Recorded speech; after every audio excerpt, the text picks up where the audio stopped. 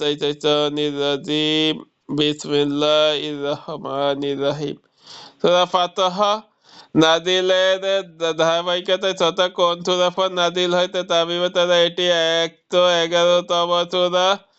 এর আগে সূরা জুমআ ও পরে সূরা মাইদা নাজিল হয়েছে। বর্তমান কোরআন মাজিদে বিন্যাস অনুযায়ী এটি ৪৮ নং সূরা। এর আগে সূরা মুহাম্মদ বা কিতাল, পরে সূরা হুজুরাত। ষষ্ঠ হিজরিতে নাজিল, আয়াত ২৯, সূরা নং ৪৮, মাদানী সূরা। ফাতহা অর্থ বিজয় বা উন্মুক্তকরণ। ১ নং আয়াতে ফাতহা শব্দটি এসেছে যেখানে আল্লাহ তাআলা মুমিনদেরকে বিজয় আগাম সুসংবাদ দিয়ে দেন, সেখান থেকে এর নাম হয়েছে ফাতহা। মেদাতিম হুদাইবিয়া সন্ধি চুক্তি অনুগত্যের অস্বীকার, তেরা সঙ্গীদের গুণাগুণ। সূরার শুরু হতে সূরার শুরুর দিকে আল্লাহ ঘোষণা দিলেন তিনি মোমেন পুরুষ ও নারীদের যেসব জান্নাতে প্রবেশ করাতে চান তার নিজ দিয়ে ধর্ণা দ্বারা বয়ে চলেছে, কিন্তু কিসের বিনিময়ে তিনি তার বান্দাদেরকে এই পুরস্কারে ওয়াদা দিলেন তাহা জানালেন। সূরা একেবারে চেয়েছে তাদের মধ্যে তারা ইবাদের উপর অটল থেকে ভালো কাজগুলো করে যাবে। আল্লাহ তাদেরকে ক্ষমা ও মহা পুরস্কারে ওয়াদা দিয়েছেন। অন্য সূরার সঙ্গে সম্পর্ক এই সূরার আগে সূরা মুহাম্মদ, যার অপর নাম সূরা কিতাল বা যুদ্ধের সূরা, এরপর এসেছে সূরা ফাতিহা। ফাতিহা মানে বিজয়, অর্থাৎ যুদ্ধের পরেই এসেছে বিজয়ের সুসংবাদ দিচ্ছে। আমি তোমাদের জন্য স্পষ্ট বিদায়ের পথ খুলে দিয়েছি। সাদে নুজুল, মুসলিমরা বা মদিনায় এসেছে ৫ বছর হয়ে গেল। এক রাতে আল্লাহ রাসূল সাল্লাল্লাহু আলাইহি ওয়াসাল্লাম স্বপ্নে দেখলেন তিনি তার সাহাবীদের নিয়ে আল্লাহর ঘর কাবা তাওয়াফ করতে। নবীজির স্বপ্ন সাধারণ কোনো স্বপ্ন নয়, প্রকৃতপক্ষে এটিও আল্লাহর একটি নিদর্শন। তাই তাহাবীদেরকে নিয়ে নবীজি মক্কার উদ্দেশ্যে বেরিয়ে পড়লেন। ওদিকে কুরাইশেরা কোনোভাবেই চাচ্ছে না নবীজি মক্কায় প্রবেশ করুক। নানাভাবে মুসলিমদেরকে বাধা দেওয়ার চেষ্টা করলো, কিন্তু কিছুতেই কিছু হচ্ছে না। তখন তারা কৌশলে মুসলিমদের সাথে হুদাইবিয়ার ময়দানে সন্ধি চুক্তি করতে চাইল। নবীজি তাদের সাথে রাজি হলেন। চুক্তির শর্তগুলো মুশরিকরা এমনভাবে লিখলো যাতে করে মুসলিমরা বেকায়দায় পড়ে, এমনকি এবছর মুসলিমরা উমরা পর্যন্ত করতে পারবে না, ফের আসতে হবে আগামী বছর। নবীজি তাদের সব শর্ত মেনে নিলেন। সত্যি বলতে বাহ্যিকভাবে দেখলে মনে হবে এই চুক্তিতে মুসলিমরা অনেক অধিকার থেকে বঞ্চিত, তাদের পরাজয় হয়েছে। তবে আসলে সত্যটা হলো এই চুক্তিটি একমাত্র লাভবান হয়েছে মুসলমানরাই, আর শেষ পর্যন্ত বেকায়দায় পড়েছে কাফির মুশরিকরা। এটা যে মুসলমানদের বিজয় এই কথাটি আল্লাহর এই সূরায় জানিয়ে দিয়েছেন। হুদায়বিয়া থেকে মদিনায় ফিরে আসার পথে এই বার্তা নিয়ে সূরাটি নাজিল হয়। এই বাস্তবেই এই সন্ধির হাত থেকে কিছুকাল পরে মুসলিমরা মক্কা বিজয় করে, যা ছিল এক মহাবিজয়। সেগমেন্ট সুসংবাদ ও সতর্কতা। সূরার শুরুতেই আল্লাহ তাআলা রাসূল সাল্লাল্লাহু আলাইহি ওয়াসাল্লাম ও মুমিনদেরকে বিজয় ও ক্ষমার সুসংবাদ দিয়েছেন। সেই সাথে মুশরিক ও মুনাফিকদের দিয়েছেন বিরাট শাস্তির হুঁশিয়ারি। অঙ্গীকারের অবিচল থাকা। যারা নবীজির হাতে হাত রেখে অঙ্গীকার করেছে আল্লাহ তাদের ভূয়সী প্রশংসা করেছেন, সেই সাথে তারা যাতে তাদের ওয়াদা অটল থাকে সেই আদেশও দিয়েছেন। রাসূলের উদ্দেশ্য ও ইসলামের বিজয়। আল্লাহ তাআলা রাসূল সাল্লাল্লাহু আলাইহি ওয়াসাল্লামকে পৃথিবীতে রাসূল ও নবী হিসেবে পাঠিয়েছেন যেন তিনি দুনিয়াতে ইসলামের বিজয়ী দিন হিসেবে প্রতিষ্ঠা করতে পারেন। ফজিলত। গোটা দুনিয়ার চেয়ে বেশি প্রিয় আল্লাহ রাসূল সাল্লাল্লাহু আলাইহি ওয়াসাল্লাম আজ রাতে আমার উপর এমন একটি সূরা নাজিল হয়েছে যা আমার কাছে সমগ্র দুনিয়াতে ব্যতিপ্রিয়। তিনি সূরা ফাতিহা পাঠ করেন। বুখারী 48, 33 এবং 41, 74। বিজয়ের দিনে তিলাওয়াত। মক্কা বিজয়ের দিনে নবী সাল্লাল্লাহু আলাইহি ওয়াসাল্লাম কণ্ঠমান ও চমৎকার আওয়াজ তুলে সূরা ফাতিহা পাঠ করেন।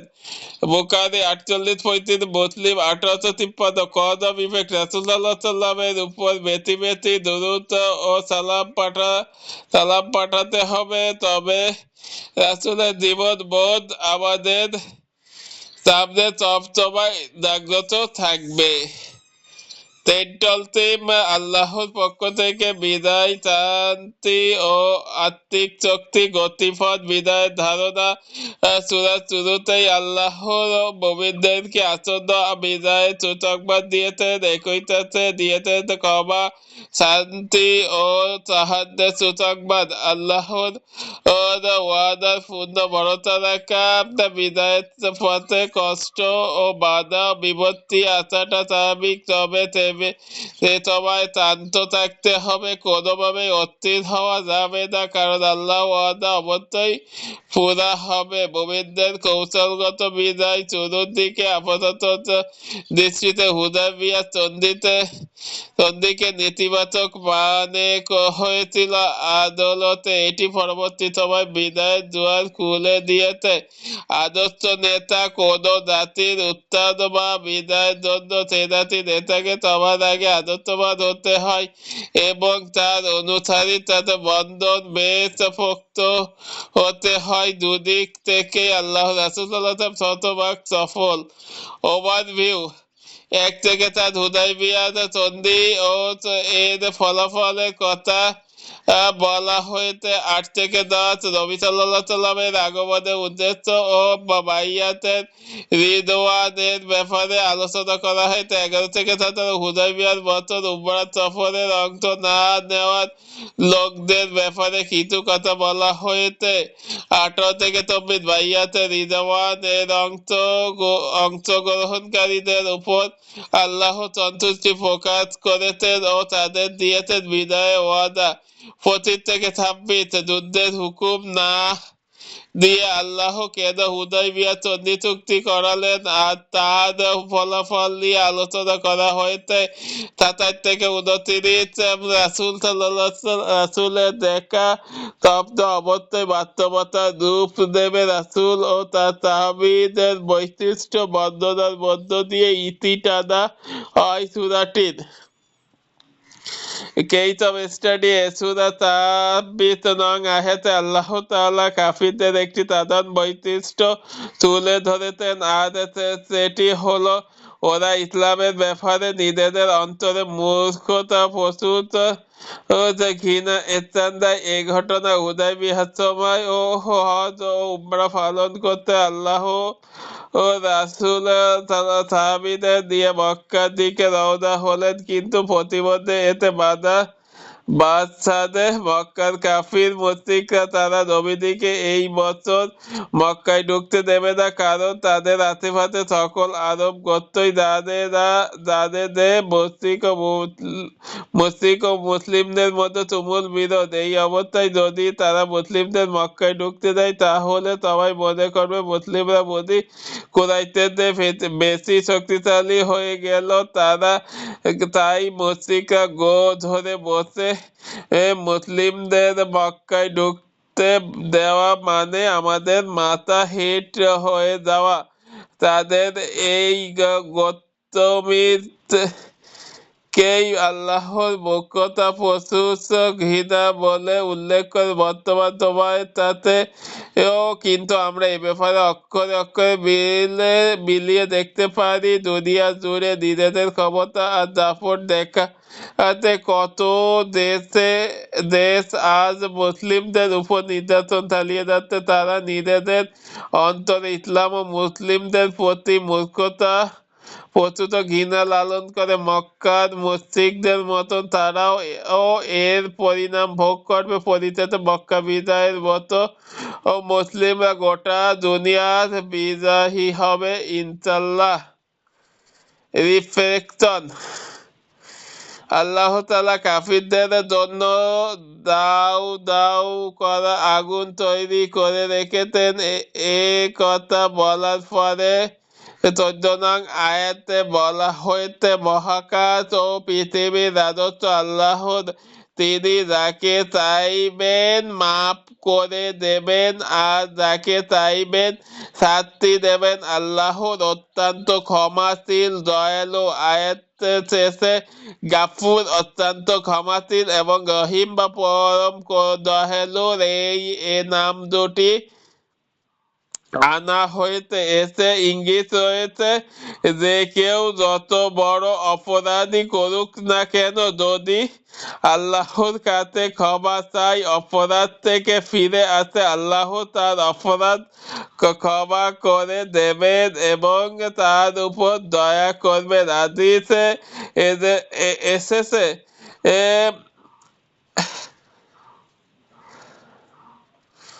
আল্লাহ তাআলা রাতের বেলায় তার ক্ষমার হাত প্রসারিত করে রাখেন, যাতে দিনের অপরাধীরা সে সময় ক্ষমা চায়। আবার দিনের বেলায় তার ক্ষমার হাত প্রসারিত করে রাখে যেন সে সময় রাতে অপরাধীরা তার কাছে ক্ষমা চায়। কিয়ামত আসার আগ পর্যন্ত চলতে থাকবে। এইভাবেই আমরা যারা অপরাধ করতে করতে সত্য থেকে অনেক দূরে চলে গেছি, তাদের জন্য আল্লাহর ক্ষমার দরজা এখনো খোলা হাতে। তাই সব পাপাচার আর অপরাধ ছেড়ে এখনই তওবা করতে হবে। একনিষ্ঠভাবে আল্লাহর কাছে তওবা করলে আল্লাহ সব ক্ষমা করে দেবেন, কারণ তিনি গাফুরুর রহিম। মোহাম্মদ আল্লাহর বার্তাবাহক, আর যারা তার সঙ্গে আছে তারা কাফিরদের বিরুদ্ধে ভীষণ কঠোর, নিজেদের মধ্যে অত্যন্ত কোমল। এ সূরার শেষ আয়াতে মুমিনদের বিপরীতমুখী দুটি গুণের কথা উল্লেখ করা হয়েছে, কঠোর এবং কোমলতা। কাফিরদের সঙ্গে কঠোর আর মুমিনদের সঙ্গে কোমল।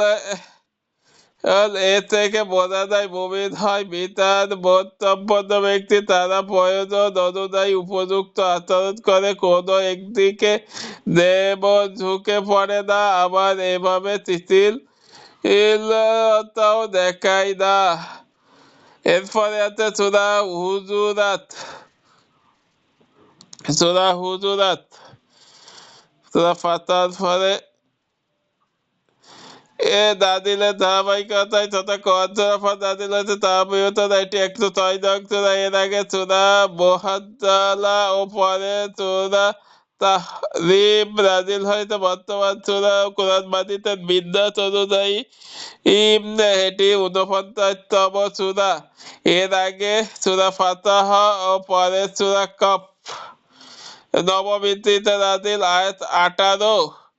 সূরা নং 49 মাদানী। হুজুরাত শব্দটি বহুবচন। এক বচন অর্থে হুজুরাহ। হুজুরাহ মানে ঘর, বাড়ি, খাস, কামরা। নবীদের এরকম 9টির মতো ছোট ছোট ঘর ছিল, সবগুলো ছিল মাটির দিয়ে বানানো, আর তার উপরে ছাউনি হিসেবে থাকতো খেজুরের পাতা। এক এক ঘরে নবীদের এক এক ইত্যাদি বাস করতেন। সূরাটির নামটি হুজুরাত হওয়ার কারণ ঘরের ও ঘরের বাইরে মুসলিমদের পারস্পরিক আচরণ বা ন্যাচার কেমন হবে, আচরণ বা ম্যানার কেমন হবে, এ সূরা তা দেখানো হয়েছে। বেদাত্তিম এক আল্লাহ ও নবীদের সিদ্ধান্ত ছিল সত্য যাচাই ছাড়া সিদ্ধান্ত নয়। দুই মুমিনদের মাঝে বিবাদ হলে মিটমাট জরুরি। ঠাট্টা বিদ্রূপ ও দোষ বলে বেড়ানো নিষেধ। তিন সত্যিকার মুমিনদের পরিচয়। সূরা শুরুতে প্রকৃত ঈমানদারদের সম্বন্ধে করে তাদেরকে বেশ কিছু সামাজিক ও আচার ব্যবহার শেখানো হয়েছে, আর শেষে প্রকাশ করা হয়েছে ঈমানের ব্যাপারে মিথ্যা ও দাবিদার আসল চেহারা। অন্য সূরার সঙ্গে সম্পর্ক, এ সূরার আগে সূরা হলো সূরা ফাতর, আর শেষ দিকে এসে বলা হয়েছে রাসূলের তারা অনুসারী তারা কাফিরদের প্রতি ভীষণ কঠোর কিন্তু নিজেদের মধ্যে খুবই কোমল। আর এ সূরার এসে সেই কোমলতার ব্যাখ্যা দেওয়া হয়েছে, মানে মুমিনরা একজন অপরজনের সঙ্গে কোমল আচরণ করবে তা শেখানো হয়েছে। শানে নুজুল, একবার বনু তাইম গোত্রের কিছু লোক এলো নবীদের কাছে, আবার তাদের নেতাকে হবে এ নিয়ে তারা পরামর্শ করতে চাই কাকে তাদের নেতা বানানো উচিত। এ বিষয়ে নবীদের সিদ্ধান্তের আগে আবু বকর ও উমর রাদিয়াল্লাহু তর্কে জড়িয়ে পড়েন, এমনকি একসময় তাদের গলার আওয়াজ বেশ উঁচুতে উঠে যায়। এই সূরার আল্লাহ জানিয়ে দিলেন নবীদের সামনে গলার আওয়াজ চড়া হবে না। আরেক দিন রাসূল সাল্লাল্লাহু আলাইহি ওয়াসাল্লাম দিনের হুজরায় বিশ্রাম নিচ্ছিলেন। এমন সময় কিছু বেদুইন এসে ঘরে থেকে ইয়া মুহাম্মদ বলে জোরে জোরে ডাকতে থাকে। সূরার পরের অংশ আল্লাহ এই আচরণের ব্যাপারে সাবধান করে দিলেন, জানিয়ে দিলেন রাসূলকে তার নাম ধরে ডাকা যাবে না। এর কিছুদিন বাদে ডাকাত সংগ্রহ করতে ওয়ালিদ ইবনে উকবাকে একটা গোত্রের কাছে পাঠালেন নবীজি। এটা ভুল বোঝাবুঝিতে যাকাত না দিয়েই চলে এলেন তিনি, আর এসে নবীজিকে বললেন লোকগুলো যাকাত দিতে চাচ্ছে না। নবীজি ভিতর রেগে গেলেন, এমনকি তাদের সঙ্গে যুদ্ধ করার নিয়ত করে ফেললেন। এমন সময় তারা এসে জানালো আমরা তো যাকাত না দেওয়ার কথা ভাবিনি। ওয়ালিদ তো যাকাত না দিয়েই চলে এলো। তখন আল্লাহ জানালেন কোন সিদ্ধান্ত দেওয়ার আগে ভালো করে খোঁজ খবর দিও, না হলে পরে আফসোস করতে হবে। এছাড়া আরেকটি গোত্র ও নবীদের কাছে নিজেদের গোত্রের গুণগান করতে থাকলে আল্লাহ তাদের সমালোচনা করেন, অর্থাৎ ইসলামের গোত্র বা বংশপ্রীতির কোনো স্থান নেই। ইসলামে জাতীয়তাবাদ বা ন্যাশনালিজম এর বিশ্বাসী না।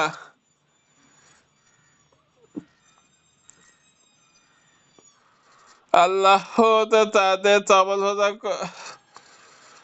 এছাড়া আরেকটি গোত্র নবীদের কাছে নিজেদের গোত্রের গুণগান করতে থাকলেন, আল্লাহ তাদের সমালোচনা করেন, অর্থাৎ ইসলামে গোত্র বা বংশপ্রীতির কোনো স্থান নেই। ইসলাম জাতীয়তাবাদ বা ন্যাশনালিজমে বিশ্বাসী না। সব মিলিয়ে এই সূরায় আল্লাহ নাযিল করেন মুমিনদের আদব কাদব, সামাজিক আচরণ ও শিষ্টাচার। ইবনে কাসির তাফসীর 6:7 সেগমেন্ট আল্লাহর সঙ্গে সম্পর্ক। সূরার শুরুতে আল্লাহ তাতে আমাদের আচরণ বিধি কেমন হবে তার বিবরণ দেওয়া হয়েছে।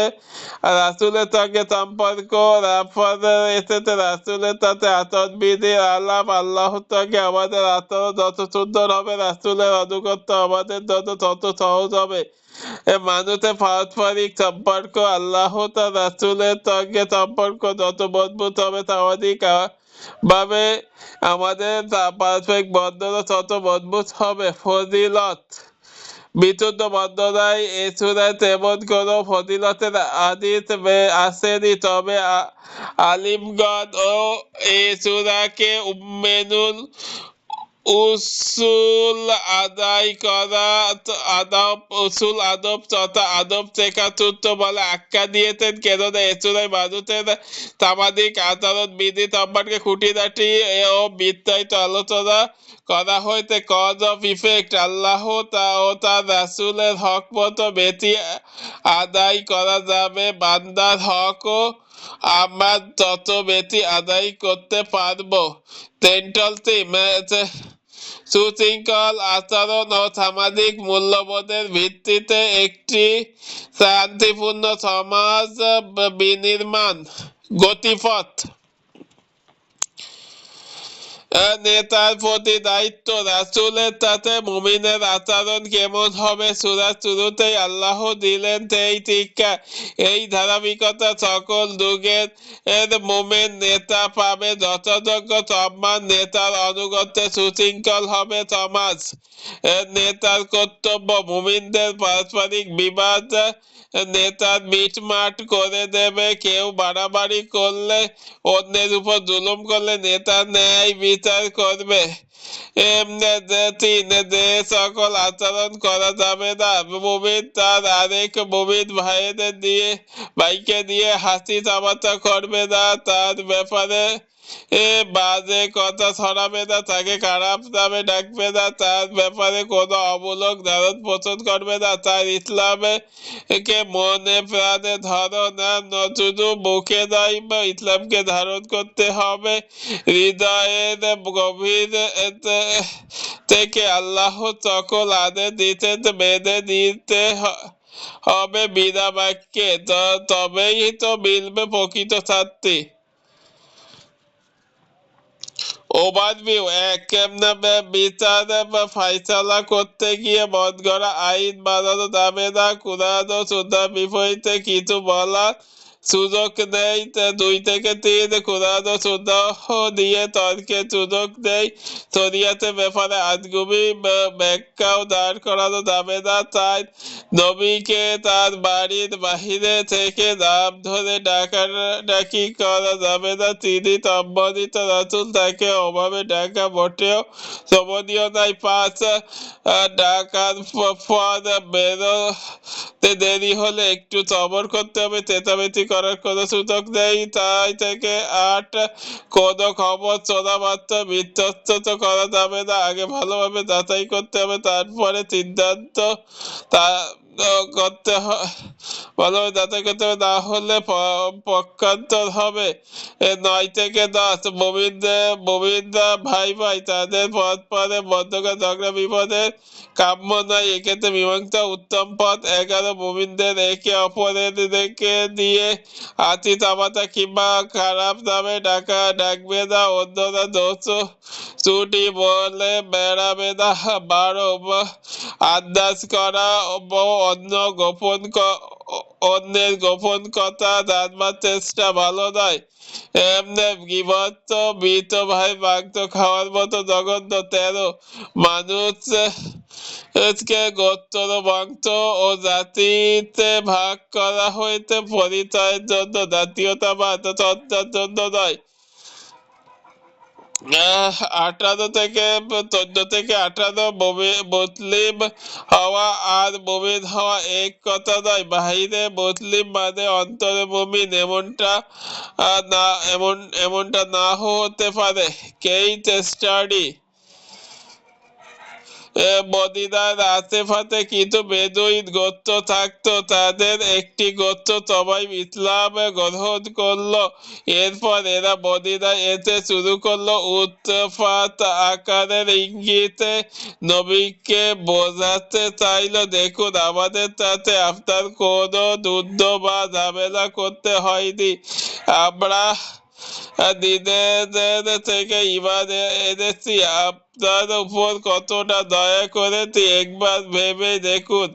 এই প্রেক্ষিতে এই সূরার 14 আয়াতে আল্লাহ জানালেন, বেদুইনরা বলে, আমরা ঈমান এনেছি, তুমি বলে দাও তোমরা ঈমান আনোনি, বরং বলো যুদ্ধে নিহত বা দাস হওয়ার ভয়ে আমরা আত্মসমর্পণ করেছি। ইমান এখনো তোমাদের অন্তরে ঢোকেনি, তার মানে তারা কেবলমাত্র দুনিয়াবি প্রোটেকশনের জন্য তা বান করে, শুধু তাদের অন্তরে ইমানের ছিটে ফোটাও নেই। তাই আমরা যারা নিজেদেরকে ইমানদার বলে দাবি করি, এই আজটি তাদের সকলের জন্য কেস স্টাডি টপিক জন্য যাচাই করে দেখি আমরা কি সত্যিকার অর্থে ইমান এনেছি, নাকি কোনো ছাত্র বা লোকাচার ভয়ে শুধু মুখে মুখে ইমানের বলে আওড়াই টিয়া পাখির মতো। রিফ্লেকশন এই চূড়ার একটি চমৎকার বিপরীতমুখী চিত্র দেখানো হয়েছে।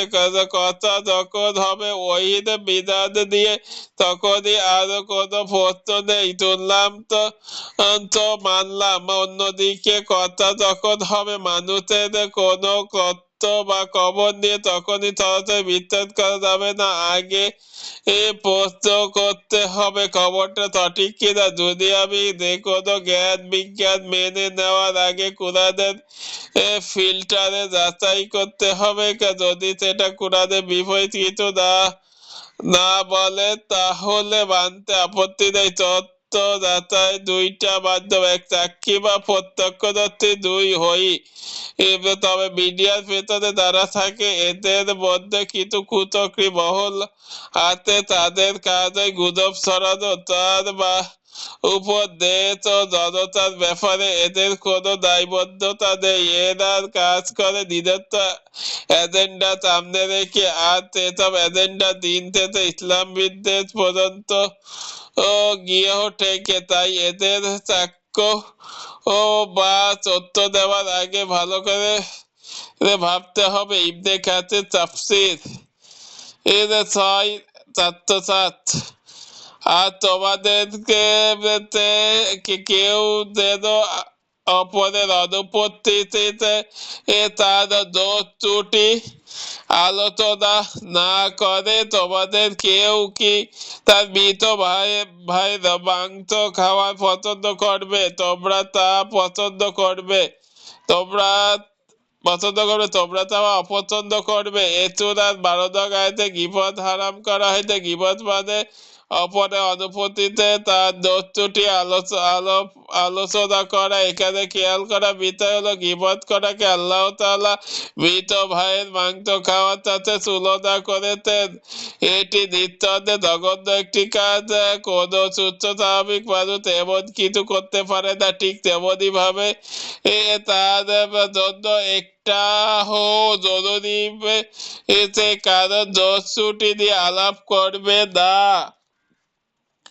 আয়াতে এর অংশ থেকে আরেকটি ব্যাপার স্পষ্ট হয়, গীবত হারাম হওয়ার প্রধান কারণ এটা নয় যে যাহার গীবত করা হয়েছে সে মনে কষ্ট পাবে। কষ্ট পাক বা না পাক, সে জানুক বা না জানুক, তাতে কিছু আসে যায় না, বরং কারণ অবর্তমানে তার গীবত করা হারাম। বুখারী ৬,০৫২, মুসলিম ২৫89, আবু দাউদ ৪৮৭৬, তিরমিজি ১৯৩৪। কিছু শব্দ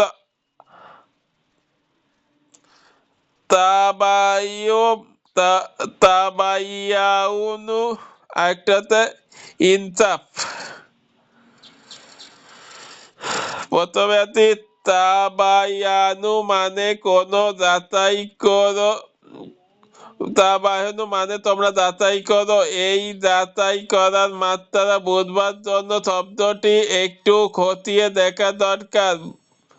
বানা থেকে তাবায়ানু, বানা মানে আলাদা আলাদা করা, খণ্ড খণ্ড ভাগ করা। তার মানে ফাসিক লোকের থেকে কোনো সংবাদ এলে ওটা প্রত্যেক শব্দ আলাদা আলাদা ভাবে যাচাই করতে হবে। অনেক সময় এমন হয়, মিডিয়া একটা খবর প্রচার করলো, খবরটা মোটা দাগে সত্য, কিন্তু এর মধ্যে 2-4টা মিথ্যা বাক্য ঢুকিয়ে দেওয়া হয়েছে